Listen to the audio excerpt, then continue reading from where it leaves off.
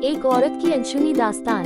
अरे रानी और रानी सो रही हो क्या अभी तक? रानी की जेठानी जोर जोर से चिल्ला रही थी घर के आंगन में खड़े होकर। रानी यानी मैं। तभी मैं भागती हुई अपने कमरे से निकली और बोली दीदी आ गई मैं। जेठानी बोली रानी तुम्हारा नाम रानी है, तुम रानी नहीं हो। मैंने तुम्हें रात में ही समझाया था कि सुबह को जल्दी उठ जाना तुम्हारी मुंह दिखाई की रस्म है। मैंने बोला कि दीदी रात को नींद ही नहीं आई, जगह नहीं है और मन में थोड़ा डर था कि सुबह आँख नहीं खुली तो। रजनी दीदी हंसती हुई बोली रानी मेरी प्यारी देवरानी जल्दी से घूंघट कर लो, अगर माँ जी आ गई तो हंगामा हो जाएगा।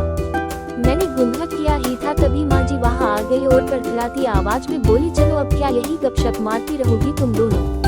हमने चलना शुरू ही किया था तभी माँ जी ने रजनी दीदी के कंधे पर हाथ रखा और बोली पता है ना कहाँ से जाना है और कैसे जाना है। माँ जी ने बोला कि जब भी कोई बड़ा तुम्हारे सामने खड़ा हो तो हमेशा घूंघट में रहना और कम से कम अपने बड़ों के सामने आना और बिना घूंघट के तो कभी नहीं। रजनी दीदी कुछ बोली ही नहीं, बस अपना सर हिलाकर हाँ बोल दिया। मैंने भी बस अपना सर हाँ में हिलाया। माँ जी के जाने के बाद मैंने पूछा रजनी दीदी आप तो स्कॉलर हो और इन सब चीजों को कैसे निभाते हो?